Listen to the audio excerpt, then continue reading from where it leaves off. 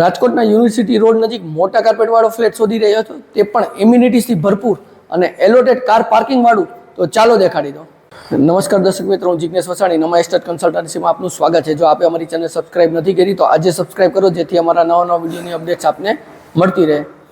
સૌથી પહેલાં પ્રોપર્ટીની ડિટેલ જણાવી દઉં. જે ફ્લેટ આવેલો છે રાજકોટના યુનિવર્સિટી રોડથી તદ્દન નજીક આવેલો છે. ન્યૂ પ્રોજેક્ટ છે. આમાં તમને સેમ્પલ ફ્લેટ જોશે તો બી રેડી છે, અથવા તમને વિધાઉટ ફર્નિચર ફ્લેટ જોઈ છે બિલ્ડર કન્ડિશનમાં તો બી રેડી છે, કારણ કે પ્રોજેક્ટ ટોટલી ન્યૂ છે.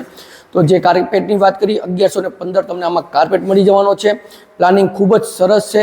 એમ્યુનિટીઝમાં વાત કરીએ તો આમાં તમને ગઝેબો, allotted car parking, open air theatre, children play area, senior citizen માટે ગાર્ડન, એલોટેડ કાર પાર્કિંગ પણ આમાં સાથે તમને મળવાનું છે. તો ચાલો ફ્લેટની વિઝિટ કરશું. આપણે આવી ગયા છીએ તમારા પેસેજ એરિયામાં. સૌથી પહેલાં તમને પેસેજ દેખાડીશ કે કેટલી મોટી સાઇઝમાં તમને આમાં પેસેજ મળવાનું છે.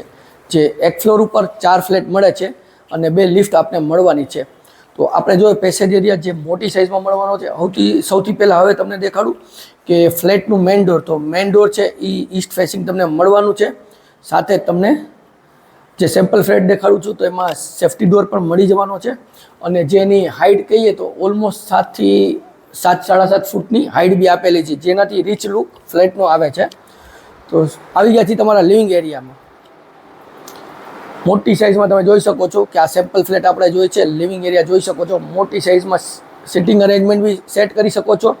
અને જે સિટિંગ બાલ્કની છે તમને મળવાની છે, તો એની સ્પેસ બી અલગથી તમે રાખેલી છે કે અહીંથી તમે સિટિંગ બાલ્કનીમાં જઈ શકો છો. ને તમને ઇન્ટિરિયર જે ડિઝાઇન કરેલું છે તો એ બી તમે વિડીયોમાં જોઈ શકો છો. પીઓપી લાઇટ્સ ફ્રેમિંગ જે લગાડેલું છે. તો આ સેમ્પલ ફ્લેટ છે, આ તમારે લેવો છે અથવા આ રીતનો તમારે બનાવવો છે તો તમે આ રીતે અરેન્જમેન્ટ કરી શકો છો. એક્ઝેક્ટ તેની સામે તમને ટીવી યુનિટ મળી જાય છે. તો ત્યાં બી બેકગ્રાઉન્ડમાં જે માર્બલ ફિનિશનું ડેકોરેશન કરેલું છે, એની પાછળ પેનલિંગ કરેલું છે. ઉપરની સાઈડ તમને પીઓપી મળી જાય છે. અને નીચે જે કહેવાય ને એકદમ સોબર ડ્રોઅર મળી જાય છે. વચ્ચેની સાઈડમાં જે આપણે સેટઅપ બોક્સને રાખવાનું છે તે પણ એમાં તમે રાખી શકો છો. હવે ત્યાંથી નજીક તદ્દન સૌથી પહેલાં તમને એક કોમન ટોયલેટ બાથરૂમ મળી જવાનું છે. તો આ છે આપનું કોમન ટોયલેટ બાથરૂમ.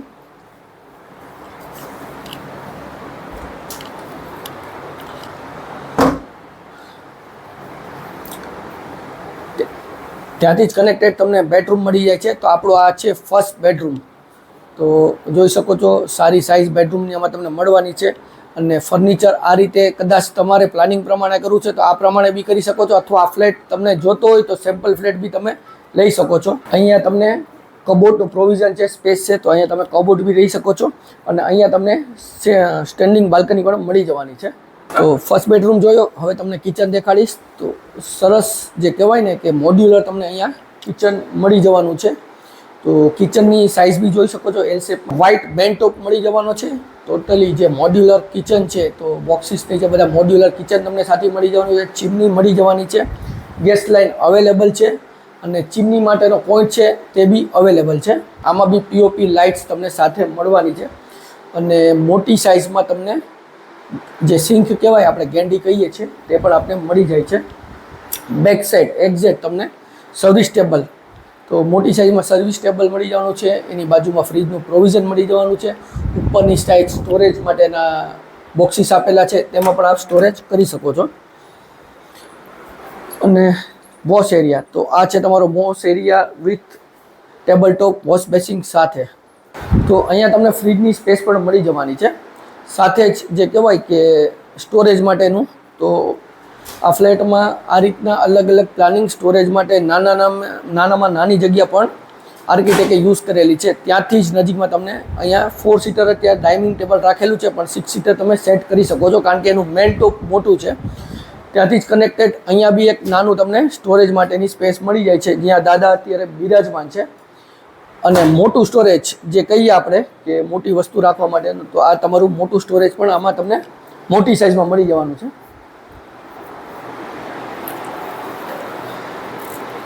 આ જોયું આપણે ડાઇનિંગ સ્પેસ. ત્યાંથી આગળ આવશું એટલે તમને અહીંયા ટેબલ ટોપ જે કહેવાય ને પ્રીમિયમ લુકવાળું વોશ બેસિંગ મળી જવાનું છે. ત્યાંથી જ કનેક્ટેડ આપણે બેડરૂમમાં આવી ગયા છીએ. તો બેડરૂમ જોઈ શકો છો. સારામાં સારી સાઇઝમાં તમને બેડરૂમ મળી જવાની છે. અહીંયા કબોર્ડ છે તો તે પણ અવેલેબલ છે. સ્ટેન્ડિંગ બાલ્કની તમને અહીંયા મળી જવાની છે. અને બેકગ્રાઉન્ડ જોઈ શકો છો બેડની પાછળ જે સરસ મજાનું ડિઝાઇનર ફ્રેમિંગ લગાડેલી છે. બાજુમાં ડ્રેસિંગ ટેબલ માટે મિરરની સેટ કરી દીધેલું છે. ત્યાંથી જ કનેક્ટેડ તમને અટેચ ટોયલેટ બાથરૂમ મળી જવાનું છે.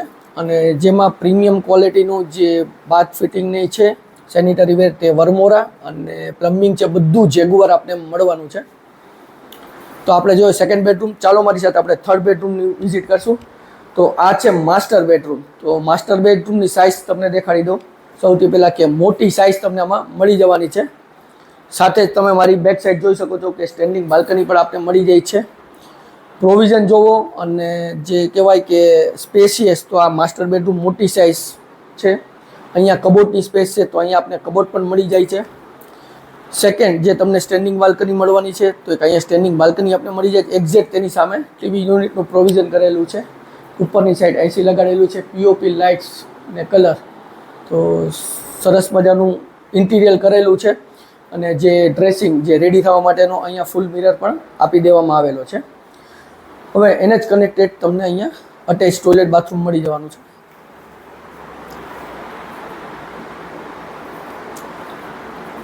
તો જે આપણે ફ્લેટ જોયો તે સેમ્પલ ફ્લેટ છે જેનો 1115 કાર્પેટ છે. 3 BHK ફ્લેટ મળવાનો છે. જે અત્યારે સેમ્પલ ફ્લેટ જો કદાચ આપણે લેવો છે તો ફૂલ ફર્નિચર બી આપ લઈ શકો છો.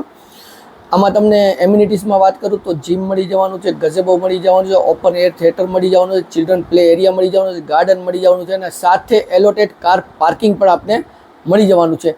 તો પાર્કિંગ માટે બી સમસ્યા નથી રહેવાની કારણ કે બિલ્ડરે ફ્યુચર પ્લાનિંગ જોઈ અને EVના પોઈન્ટ્સ પણ તેમાં આપેલા છે.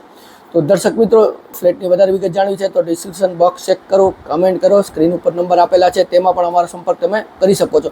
અને જો વિડીયો સારો લાગ્યો હોય તો વિડીયોને લાઇક કરજો, શેર કરજો અને જો આપે અમારી ચેનલને સબસ્ક્રાઇબ નથી કરી તો આજે સબસ્ક્રાઇબ કરો જેથી અમારા નવા નવા વિડીયોની અપડેટ્સ આપને મળતી રહે. દર્શક મિત્રો, હું જિગ્નેશ વસાણી રજા લઉં છું. ફરી મળશું નવા વિડીયો સાથે. ત્યાં સુધી જય ભારત.